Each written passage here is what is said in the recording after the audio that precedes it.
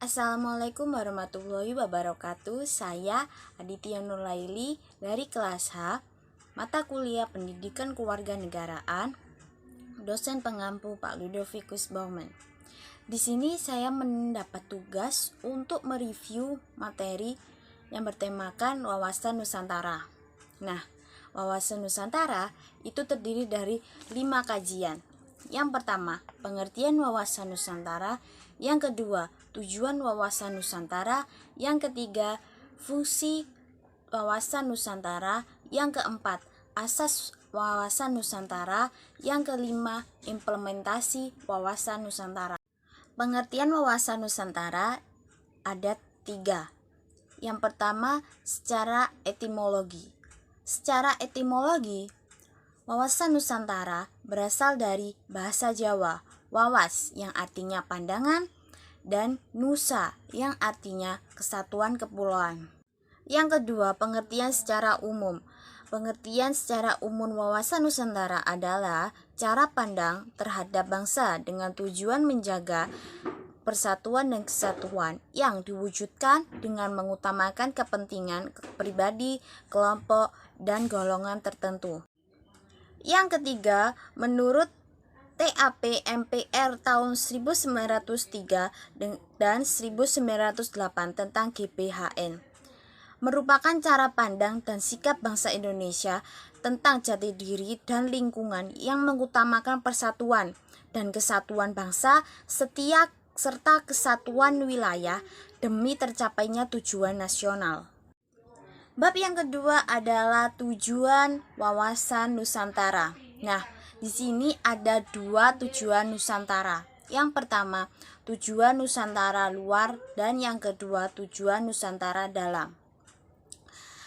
Nah, tujuan wawasan Nusantara dalam adalah kepentingan nasional dalam era globalisasi yang kian mendunia maupun kehidupan dalam negeri. Kemudian turut serta melaksanakan ketertiban dunia berdasarkan kemerdekaan, perdamaian abadi, keadilan sosial dengan sikap saling menghormati. Yang kedua adalah tujuan wawasan Nusantara ke dalam adalah menjamin persatuan dan kesatuan segenap aspek kehidupan nasional, baik aspek alamiah maupun aspek sosial. Bangsa Indonesia harus meningkatkan kepekaannya dan berupaya mencegah faktor-faktor penyebab timbulnya disintegrasi bangsa sedini mungkin.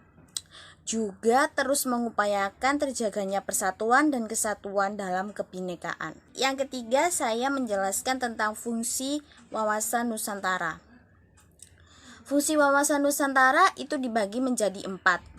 Yang pertama, wawasan pertahanan dan keamanan nasional, mengarah pada pandangan geopolitik negara Indonesia. Pandangan tersebut mencangkup tanah air serta segenap wilayah Negara Kesatuan Republik Indonesia. Yang kedua, wawasan kewilayahan Indonesia, termasuk pemahaman mengenal batas wilayah Indonesia agar terhindar dari potensi sengketa dengan negara lain. Yang ketiga, wawasan pembangunan dengan beberapa unsur di dalamnya seperti sosial politik, kesatuan politik, pertahanan dan keamanan negara, ekonomi dan sosial ekonomi. Yang keempat, konsep ketahanan nasional.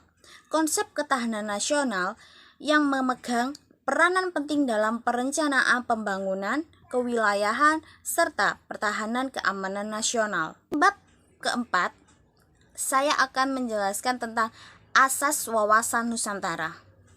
Asas wawasan Nusantara merupakan kaidah atau ketentuan dasar yang wajib dipatuhi, dilakukan, serta dijaga oleh seluruh elemen masyarakat agar tercipta perdamaian serta keseimbangan di Indonesia. Yang pertama adalah asas solidaritas.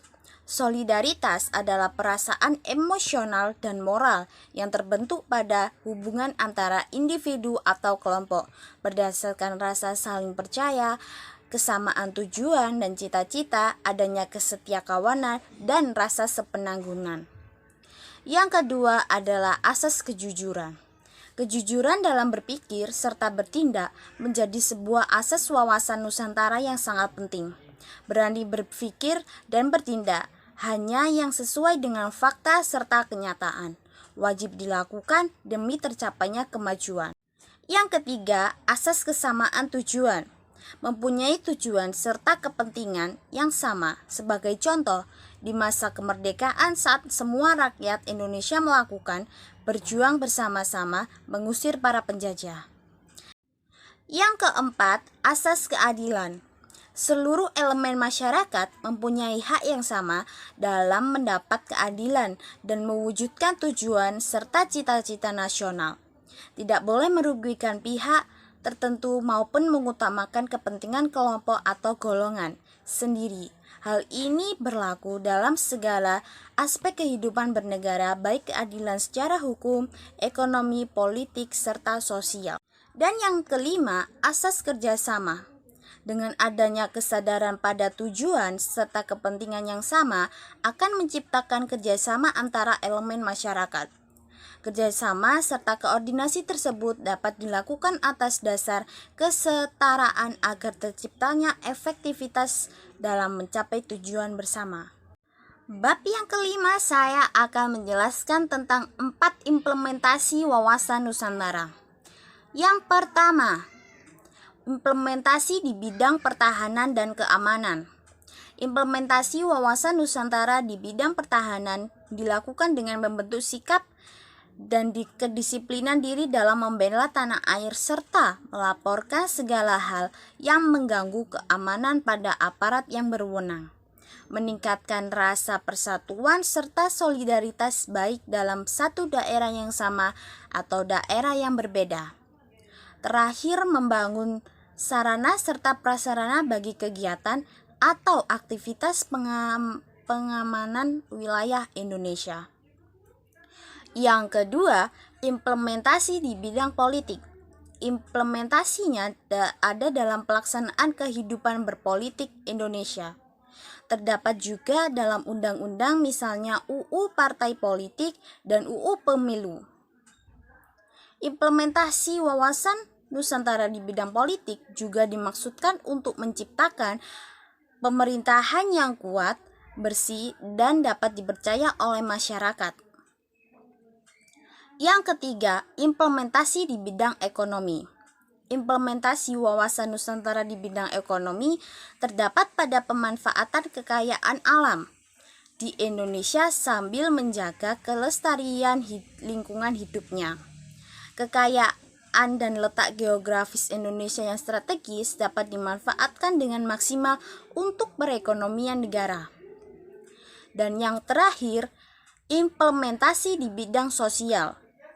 Implementasi wawasan di bidang sosial berada pada saling menghargai dan menghormati setiap perbedaan atau keragaman yang ada di tanah air, mulai dari perbedaan suku, ras, agama, hingga budaya.